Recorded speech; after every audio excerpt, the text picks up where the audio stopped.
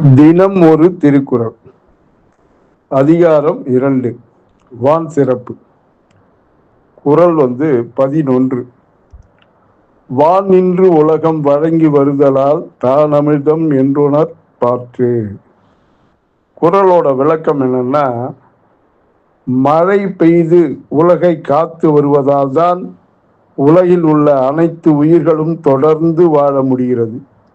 அப்படி உயிர்களை வாழ வைக்கும் ஆற்றல் கொண்டிருப்பதால் அந்த மழையையே நாம் பூமிக்கு கிடைத்த அமிர்தம், அதாவது உயிர் காக்கும் அரிய மருந்து அப்படின்னு மழையை சொல்றோம். அமிர்தம் என்று உணர்ந்து போற்ற வேண்டும் என்கிறார் வள்ளுவர். இந்த குறளை விளக்கத்துக்கு ஒரு சிறு கதை தருகிறேன். உயிர் தந்த மழை. ஒரு ஊர்ல ஒரு பெரிய செல்வந்தர் ஒருவர் இருந்தார்.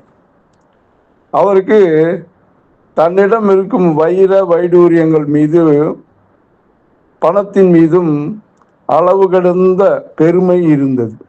தங்கிட்ட இருக்க பணம் எக்கச்சக்கமா இருக்கு. வைரம் வைடூரியங்கள் மீதும் பணத்தின் மீதும் அவருக்கு அளவு கடந்த பெருமை இருந்தது. பணம் இருந்தால் இந்த உலகத்தில் எதை வேண்டுமானாலும் விலைக்கு வாங்கிவிடலாம் என்று அவர் அடிக்கடி கர்வத்தோடு அனைவரிடம் கூறுவார். என்கிட்ட பணம் இருக்குப்பா, நான் என்ன வேணாலும் வாங்குவேன் அப்படின்னு எல்லார்கிட்டையும் பெருமையா சொல்லிக்குவார். ஒரு சமயம் அந்த ஊர்ல கடுமையான பஞ்சம் ஏற்பட்டது. தொடர்ந்து 3 வருடங்கள் மழையே பெய்யவில்லை. 3 வருடம் மழை பெய்யலைன்னா என்ன ஆகுறது? பூமியில தண்ணி கிடைக்காது. கிணறு தோண்டினாலும் கிடைக்காது, போர் போட்டாலும் கிடைக்காது. ஏரி குளத்துலையும் எல்லாம் காய்ந்து கருகி போயிட்டு, ஏரி குளம்லாம் காய்ந்து கருகி விட்டது. நிலத்தடி நீரும் வற்றி போனது. ஊர் மக்கள் தாகத்தாலும் பசியாலும் தவித்தனர். செல்வந்தர் தன்னிடம் இருந்த பணத்தை வைத்து அந்த பண மூட்டையை கொடுத்து வெளியூர்களிலிருந்து தண்ணீர் வர வைக்க முயன்றார். நான் பணம் தரேன், எனக்கு தண்ணி கொடுங்கயா அப்படின்ட்டு பக்கத்து ஊர்ல எல்லாம் கேட்க ஆரம்பிச்சார். ஆனா சுற்றி இருந்த கிராம மக்கள் என்ன பண்ணாங்க, அதே வறட்சி தான் இங்கேயும் இருக்கு, அதனால நாங்க எங்களுக்கே குடிக்க தண்ணி இல்லை, உங்க தங்க காசுகளை நீங்களே வச்சுக்கோங்க, எங்களுக்கு தேவையில்லை, அதை வச்சுக்கிட்டு நாங்க என்ன பண்றது அப்படின்னு சொல்லிட்டாங்க. இவருடைய பணம் நிராகரித்துட்டாங்க. பணம் இருந்தும் ஒரு சொட்டு தண்ணீர் கூட வாங்க முடியாமல் அந்த செல்வந்தரோட குடும்ப தாகத்தால தவித்தது.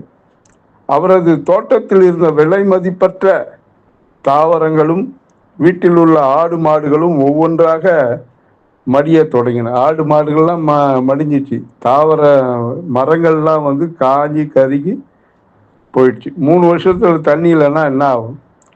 மனிதனுடைய பணமும் கர்வமும் இயற்கையின் முன்னால் எவ்வளவு சப்பையானது என்பதை அவர் அப்போதுதான் உணரத் தொடங்கினார். ஒட்டுமொத்த ஊரே தாகத்தால் உயிருக்கு போராடி கொண்டிருந்த அந்த தருணத்தில் திடீரென வானில் கரிய மேகங்கள் சூழ்ந்தன. சலசலவென குளிர்ந்த காற்று வீசி அடுத்த சில நிமிடங்களில் பலத்த காற்றுடன் மழை கொட்டத் தொடங்கியது.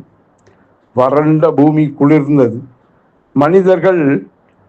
மனிதர்கள் முதல் பறவை, விலங்குகள், மரங்கள் என அனைத்தும் அந்த மழை நீரை தாகத்தோடு பருகி உயிர் பிழைத்தன. காய்ந்து போன செடிகள் மீண்டும் பச்சையாக துளிர்ந்தன. மழையில் நனைந்தபடி நின்ற செல்வந்தர் வானத்தை பார்த்து கைகளை கூப்பினார். தன்னிடம் இருந்த கோடிக்கணக்கான செல்வத்தால் தராத உயிரை இந்த இயற்கை வெறும் சில நிமிட மழை துளிகளில் மூலம் ஒட்டுமொத்த ஊருக்கும் தந்துவிட்டதை எண்ணி தன் தவறை உணர்ந்தார். இந்த கதை சொல்லும் பாடம் என்னன்னா, மனிதன் எவ்வளவுதான் அறிவியல் தொழில்நுட்பத்திலும் பணத்திலும் உயர்ந்து நின்றாலும் இந்த வான்மழை இல்லை என்றால் இந்த உலகில் எந்த உயிரும் வாழ முடியாது. அதனால்தான் வள்ளுவர் வானின்று உலகம் வழங்கி வருதலால் தான் அமிழ்தம் என்றுணர் பாற்று. அதனால்தான் மழையே விண்ணிலிருந்து பொழியும் அமிர்தம் என்கிறார் திருவள்ளுவர். மீண்டும் நாளை சந்திப்போமா? அன்புடன் எம் தணிகானந்தம், சேந்தமங்கலம். வணக்கம்.